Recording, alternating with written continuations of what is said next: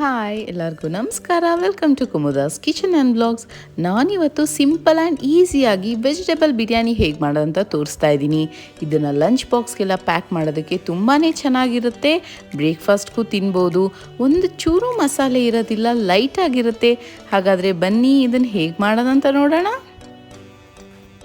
First ಒಂದು cooker ಇಟ್ಕೊತಾ ಇದ್ದೀನಿ. ಅದಕ್ಕೆ 3 to 4 ಟೇಬಲ್ ಸ್ಪೂನಷ್ಟು ಎಣ್ಣೆ ಹಾಕ್ಕೊತಾ ಇದ್ದೀನಿ. ಈಗ ಎಣ್ಣೆ ಚೆನ್ನಾಗಿ ಕಾಯ್ದ ಮೇಲೆ ನಾನು ಒಂದು ಚಿಕ್ಕ ಪ್ಯಾಕೆಟಷ್ಟು ಪಲಾವ್ ಸಾಮಾನು ಹಾಕೋತಾ ಇದ್ದೀನಿ. ನೋಡಿ, ಅದರಲ್ಲೇ ಚಕ್ಕೆ, ಲವಂಗ, ಏಲಕ್ಕಿ, ಮರಾಠಿ ಮೊಗ್ಗು ಎಲ್ಲ ಬಂದಿರುತ್ತೆ. ಪಲಾವ್ ಎಲೆ ಒಂದು 2 ಹಾಕ್ಕೊಳ್ಳಿ ಸಾಕು. ಇದನ್ನೊಂದು 10 ಸೆಕೆಂಡ್ ಹುರಿದಾದ್ಮೇಲೆ 3 ಈರುಳ್ಳಿನ ಸ್ಲೈಸ್ ಮಾಡ್ಕೊಂಡು ಹಾಕೋತಾ ಇದ್ದೀನಿ. ನೋಡಿ, ಪಲಾವ್ಗೆಲ್ಲ ಹೀಗೆ ಸ್ಲೈಸ್ ಮಾಡಿ ಹಾಕ್ಕೊಳ್ಳಿ. ಪ್ರೆಸೆಂಟೇಷನು ತುಂಬ ಚೆನ್ನಾಗಿರುತ್ತೆ ಹಾಗೂ ಆ ಟೇಸ್ಟು ತುಂಬ ಡಿಫ್ರೆಂಟಾಗಿ ಬರುತ್ತೆ. ಫ್ರೈ ಆಗೋದು ತುಂಬ ಚೆನ್ನಾಗಿ ಫ್ರೈ ಆಗುತ್ತೆ.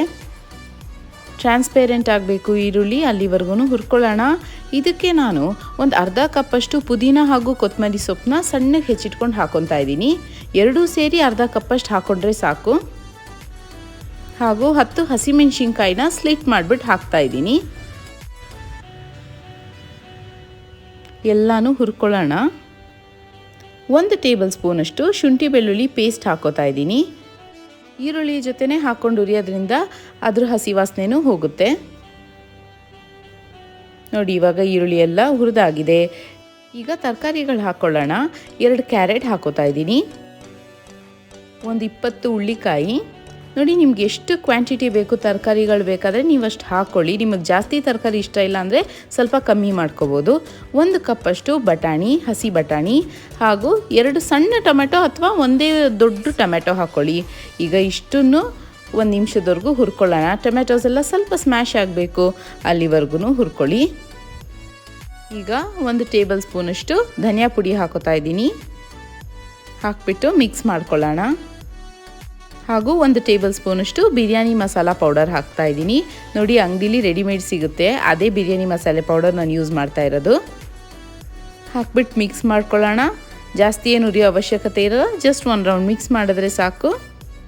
ಈಗ ಇದಕ್ಕೆ ನಾನು ಬೆಚ್ಚಗೆ ಮಾಡಿ ಇಟ್ಕೊಂಡಿರೋ ಅಂಥ 3 ಗ್ಲಾಸ್ ನೀರು ಹಾಕೋತಾ ಇದ್ದೀನಿ. ಯಾಕೆಂದರೆ 1.5 ಗ್ಲಾಸಷ್ಟು ಸೋನಾಮಸೂರಿ ರೈಸ್ನ ನೆನೆಸಿಟ್ಕೊಂಡಿದ್ದೀನಿ. ರುಚಿಗೆ ತಕ್ಕಷ್ಟು ಉಪ್ಪು ಹಾಕ್ಕೊಳ್ಳೋಣ. ಹಾಗೂ ನೆನೆಸಿಟ್ಕೊಂಡಿರೋ ಅಂಥ ಅಕ್ಕಿನೂ ಹಾಕ್ತಾ ಇದ್ದೀನಿ. 1.5 ಗ್ಲಾಸ್ ತೊಗೊಂಡಿರೋದ್ರಿಂದ 3 ಗ್ಲಾಸಷ್ಟು ನೀರು ಹಾಕಿದೆ. ಈಗ ಲಿಡ್ ಕ್ಲೋಸ್ ಮಾಡಿಬಿಟ್ಟು ಸುಮ್ಮನೆ ಹಾಗೇ ನೀರನ್ನ ಒಂದು ಸ್ವಲ್ಪ ಕುದಿಯೋವರೆಗೂ ಬಿಡಬೇಕು. ನೋಡಿ, ಇವಾಗ ನೀರು ಕುದಿಯೋಕ್ಕೆ ಸ್ಟಾರ್ಟ್ ಆಗಿದೆ. ಇವಾಗ ಇದನ್ನು ಇನ್ನೂ 1 ರೌಂಡ್ ಮಿಕ್ಸ್ ಮಾಡೋಣ. ಆಗ ಮಸಾಲೆ ಮೇಲೆ ಕೆಳಗೆ ಏನೇ ಇದ್ರೂ ನೀಟಾಗಿ ಮಿಕ್ಸ್ ಆಗುತ್ತೆ. 1 ರೌಂಡ್ ಮಿಕ್ಸ್ ಮಾಡಾದ್ಮೇಲೆ ಲಿಡ್ ಕ್ಲೋಸ್ ಮಾಡಿ 2 ವಿಸಿಲ್ ಬರ್ಸ್ಕೋಬೇಕು ಮೀಡಿಯಮ್ ಫ್ಲೇಮಲ್ಲಿ ಇಟ್ಬಿಟ್ಟು. ಆಮೇಲೆ ಪ್ರೆಷರ್ ಅದಾಗದೆ ರಿಲೀಸ್ ಆಗೋವರೆಗೂ ಬಿಡಬೇಕು. ನೋಡಿ, ಇವಾಗ ಪ್ರೆಷರ್ ಎಲ್ಲ ರಿಲೀಸ್ ಆಗಿದೆ. ಕುಕ್ಕರ್ ಲಿಡ್ನ ಓಪನ್ ಮಾಡೋಣ. ಅಷ್ಟೇ ನೋಡಿ, ಈಗ ವೆಜಿಟೇಬಲ್ ಬಿರಿಯಾನಿ ರೆಡಿ ಆಯಿತು. ಇದನ್ನು 1 ರೌಂಡ್ ಮಿಕ್ಸ್ ಮಾಡಿದ್ರೆ ನಿಮಗೆ ಬ್ರೇಕ್ಫಾಸ್ಟ್ಗಾಗಲಿ ಲಂಚ್ಗಾಗಲಿ ಎಲ್ಲದಕ್ಕೂ ತುಂಬಾ ಚೆನ್ನಾಗಿರುತ್ತೆ. ನೀವು ಟ್ರೈ ಮಾಡಿ, ನೀವು ಖಂಡಿತ ಇಷ್ಟಪಡ್ತೀರಾ. ಒಂದು ಚೂರು ಮಸಾಲೆ ಅನಿಸಲ್ಲ, ಬಟ್ ನಿಮಗೆ ಬೇಕಾಗಿರೋ ಅಂಥ ಉಪ್ಪು ಖಾರದ ರುಚಿ ಎಲ್ಲ ಪರ್ಫೆಕ್ಟಾಗಿರುತ್ತೆ.